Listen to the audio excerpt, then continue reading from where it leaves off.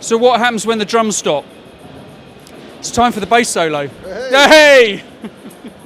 Boom, boom. Steve Lawson! Hello. Yay! Hello. Bass solo. Yeah, great. Always good to see you. How are you doing? I'm doing good. I'm having a fun weekend. Yeah. And it's always nice to see you. Yeah, thanks for swinging by. So we're at the Liverpool drum show and bass, guitar and acoustic show. Yeah. The UK bass and guitar show, I think is what they're calling it. Yeah, I think it's one of the first sort of MI shows or the first trade show since COVID, really. Yeah. Which is, it's just great to be back in a room with people. You know, I mean, it's kind of, it's good. It's good. And good to see you. Long time. Always a pleasure. Always a pleasure. I've forgotten how tall you are. I'll duck down. Yeah. I thought when you get older you'd shrink. Or maybe that's because I don't know, whatever. Anyway, so we did you last time. I think I probably saw you was at the guitar show in Birmingham. And we did you a set of our new ambient series in-ear monitors. So tell us a little bit about them. How did you get on with them? I mean, it sounds like an advert, but they're amazing. I mean, I went for the ones which were targeted towards sound engineers because the way that I play is I kind of need full range. It's not. I don't just want a kind of low end. Yeah. So I could have got ones with 27 drivers that were just about pumping low end, but I wanted that breadth. And what that's meant is that I actually have ended up using them for mixing. Okay, all right, okay. And mastering. As a reference. So I switch between speakers and these, and so I can do detailed work on these because the fidelity is extraordinary. Yeah. And because of the fact that they're molded to my ears, it's identical every time. It's not like they ever move. Yeah, exactly. So I've got that fixed start point for anything that I'm working on. Yeah. So I've been using them for recording for the last 18 months. Yeah. I basically never play without them. Oh, bless you. And of course they're soft silicon, they're a medical grade silicon, so they they're obviously incredibly comfortable. Well, it was really interesting how when I first got them, they come with this kind of slightly suspicious looking lube. Yeah. And so I was using comfort cream, they call it. That's what they call it, comfort cream, right. Which is a tremendous euphemism. But I was using that for the first 8 weeks. Yeah.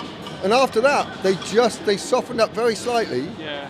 And now I can wear them all day. To come up here, I sent them with the people, because I cycled here from Birmingham, because I'm an idiot.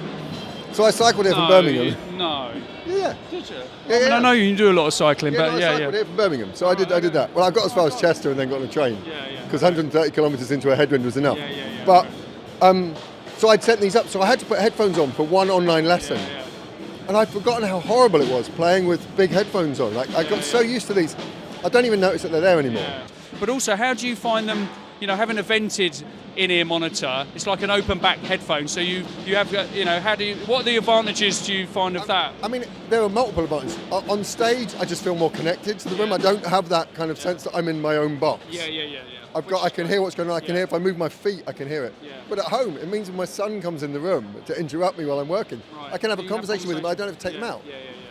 So you just feel more present. Yeah. And we find that with people with bands. I mean, I know a lot of stuff you do sort of solo stuff as well, but with bands, the on-stage communication, and there are some artists, I won't mention any names, but there are some quite well-known artists that actually won't allow the session guys or the band to wear both in-ear monitors because of that on-stage communication. So. Well, that's right. But the fact that I can have a conversation, I can hear the audience. I was doing a masterclass yesterday, and I could hear what people were saying. And so that was kind of great. And in here, I've been actually using them in the drum room as just earplugs.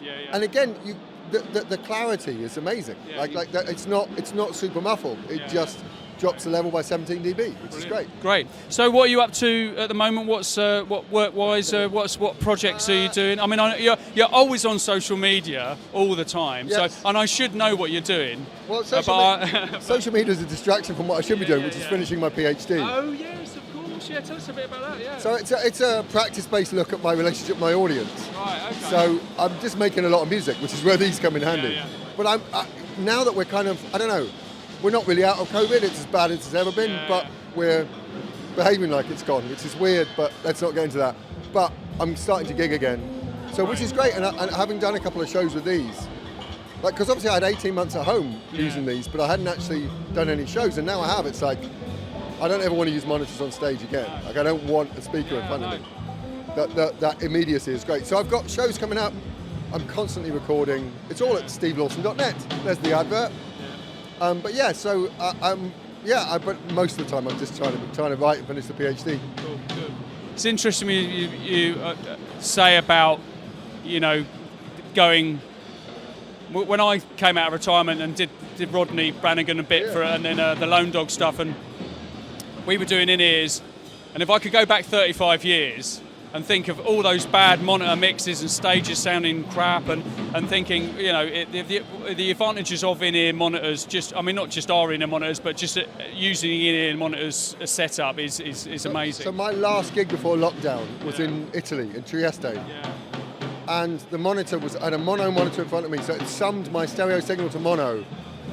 Everything was ruined. The balance was completely gone. And at that point, I was like, why haven't I got in-ears?